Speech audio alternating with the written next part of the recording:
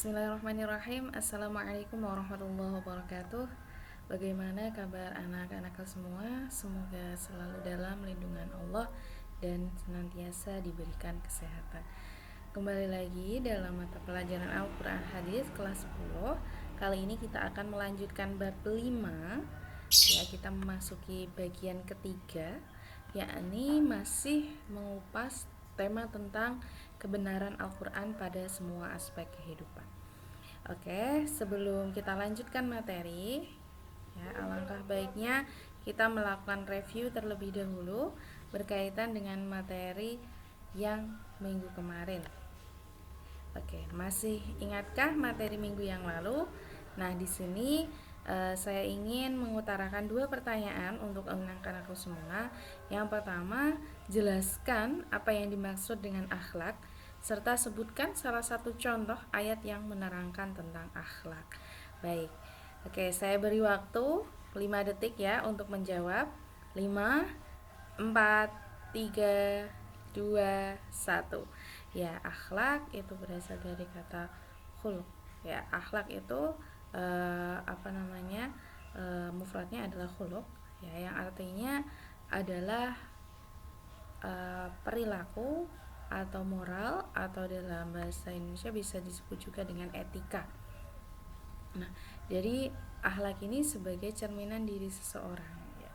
Kemudian ayat yang menerangkan tentang akhlak itu antara lain adalah wa innaka la'ala khuluqin azim.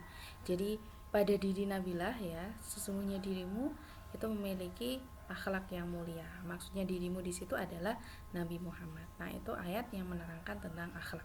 Selanjutnya masuk pada pertanyaan kedua, ya.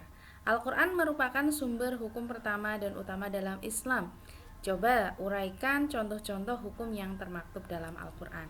Kita hitung kembali. 5, 4, 3, 2, 1. Ya, jadi hukum-hukum yang ada di dalam Al-Quran itu antara lain tentang hukum halal haram, kemudian hukum waris, kemudian juga hukum tentang tolak, hukum tentang qital, ya, kemudian ada juga hukum tentang jihad, dan hukum-hukum yang berkaitan dengan ibadah dan muamalah, serta hukum-hukum yang lain. Oke, barangkali itu review materi minggu lalu yang berkaitan dengan pokok-pokok isi kandungan Al-Quran berkaitan dengan akhlak dan hukum. Sekarang kita masuk pokok isi kandungan Al-Quran, ya, yakni ada dua yang akan kita bahas. Yang pertama adalah sejarah atau kisah umat terdahulu, dan yang kedua adalah isyarat ilmu pengetahuan. Oke, langsung saja. Yang pertama adalah sejarah.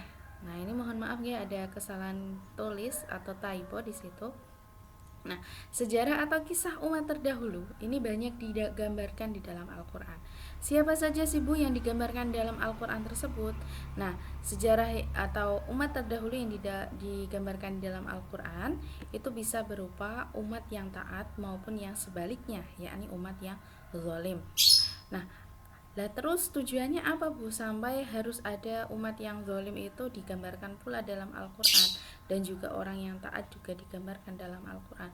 Tujuannya tidak lain tidak bukan adalah untuk manusia itu bisa mengambil ibrah atau mengambil pelajaran atas peristiwa, ya, atau kisah yang terjadi pada masa itu.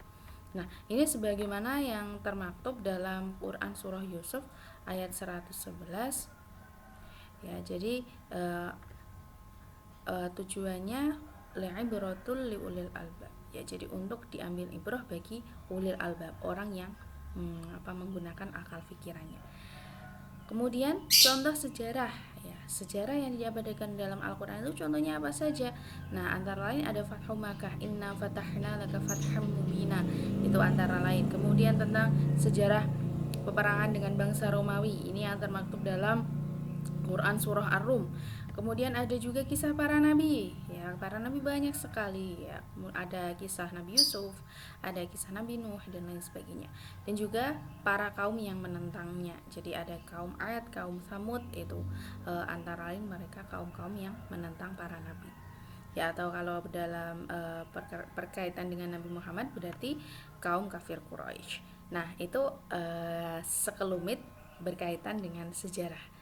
Jadi pokok isi kandungan Al-Quran itu memuat tentang sejarah, dan di sini kita sudah menguraikan tujuan dan juga contoh-contohnya.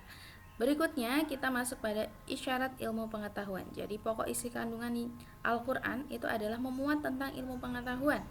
Nah, ini dasarnya apa? Dasarnya adalah dalam Quran surah Al-Alaq ayat 1 sampai 5. Ya, di situ menyatakan tentang Iqra, ya bacalah. Maksudnya apa? Maksudnya adalah membaca itu sebagai sarana untuk mempelajari ilmu pengetahuan secara lebih luas. Nah, itu menjadi dasar ya berkaitan dengan bahwasanya Al-Qur'an ini memang sangat sangat menggalakkan ya manusia, khususnya umat Islam, untuk senantiasa mencari dan menggali ilmu pengetahuan. Kemudian sains di dalam Al-Quran, ya sains atau ilmu pengetahuan yang termaktub dalam Al-Quran itu antara lain tentang rotasi bumi, kemudian rotasi matahari, wasyamsu tajri li mustaqarril laha, itu antara lain.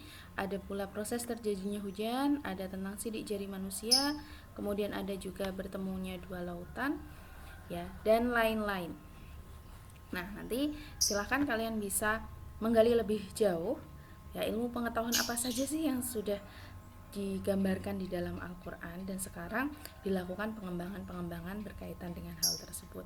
Kemudian karena Al-Quran ini memuat isyarat ilmu pengetahuan, maka tidak heran lantas memunculkan para cendekiawan muslim yang ahli dalam bidang ilmu pengetahuan, dan kemudian mereka menemukan teori-teori berkaitan dengan ilmu pengetahuan itu. Antara lain siapa saja? Ada Al-Farabi, ada Ibnu Sina atau yang terkenal ya di kalangan barat itu dengan sebutan Avicenna. Ada juga Ibnu Rushd atau yang dikenal dengan Averroes. Nah, ini adalah para cendekiawan muslim. Nah, akibat adanya peperangan tersebut lantas terjadilah pergeseran ilmu pengetahuan dan juga pengembangan ilmu pengetahuan yang semula sudah diinisiasi oleh kaum cendekiawan muslim, lantas dikembangkan secara lebih lanjut oleh ilmuwan barat. Nah, itu adalah berkaitan dengan pokok isi kandungan Al-Quran berkaitan dengan ilmu pengetahuan. Jadi dari sini dapat kita simpulkan bahwasanya di dalam Al-Quran itu sudah memuat semua aspek kehidupan manusia, baik secara terperinci maupun secara global. Adapun yang secara global nanti kita bisa mengambil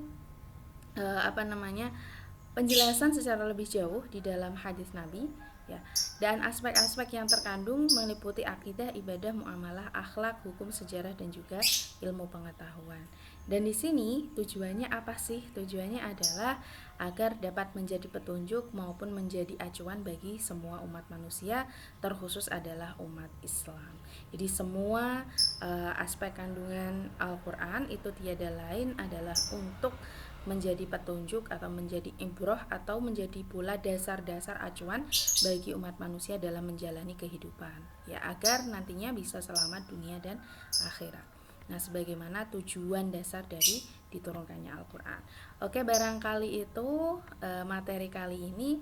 Terima kasih banyak atas atensi dan juga partisipasinya dalam menyimak materi kali ini. Jangan lupa ya dikerjakan soal evaluasinya. Oke, cukup sekian. Syukran lakum ala husni ihtimamikum. Wassalamualaikum warahmatullahi wabarakatuh.